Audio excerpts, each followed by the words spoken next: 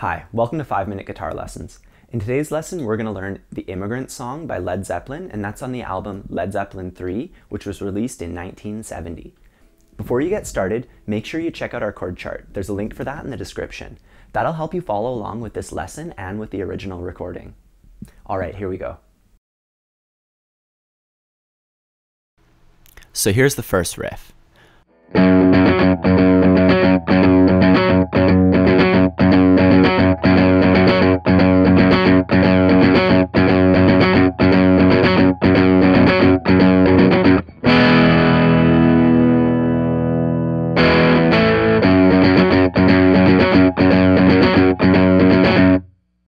So we can break that down into two different sections, the single note part and the chords part.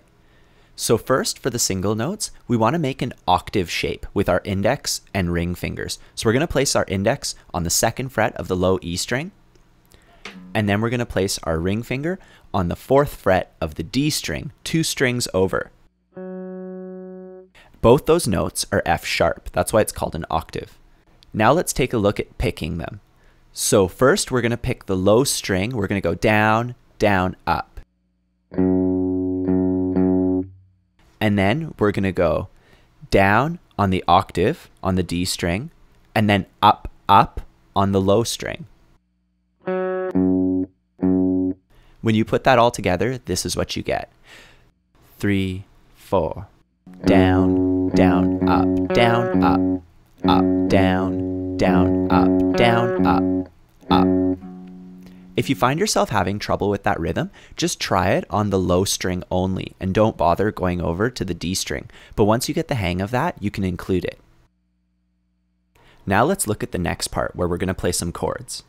We're going to play an open E chord,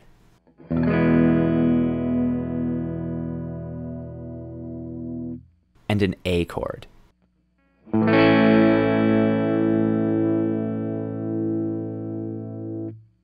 And the rhythm for that part, 3, 4.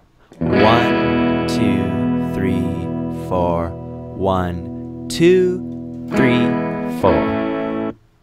So you can see we just played A on beat 4. So let's try playing that together now. We're going to play the first riff 8 times, then we're going to play the chords once, and then we're going to play the first riff again 2 times. 1, 2, 3, 4.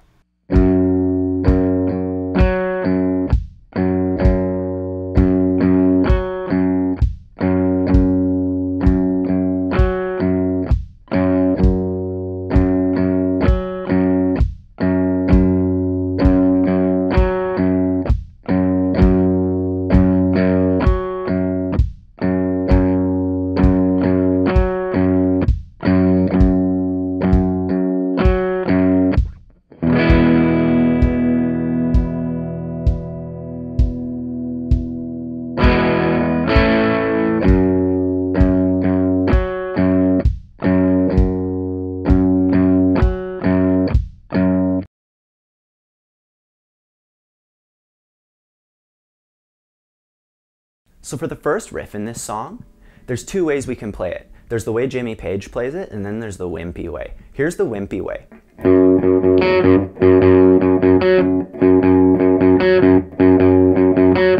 So that way I'm just picking the individual strings, and it's very controlled, it's very proper technique, but it doesn't sound quite right. The reason why it doesn't sound quite right is because I'm not muting with my left hand, and I'm not going super loose, big strums with my right hand.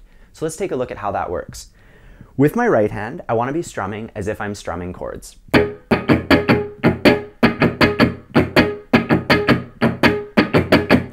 And then with my left hand, I'm going to just press the note that I want, and then the rest of the strings are going to be muted by the side of my index finger. So, and when I play this one with my ring finger, my index is just laid flat across the strings, muting them all. So I recommend just practicing it really slowly, just like that, going one note, the other note, until you can eventually speed it up and add that strumming pattern to it, like this.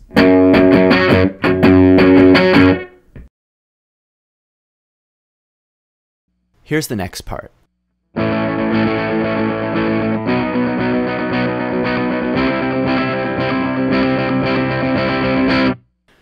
So for this next part, we're just going to play 3 chords. The first one is A,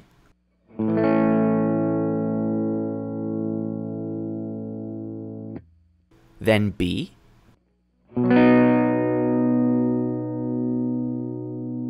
and then C.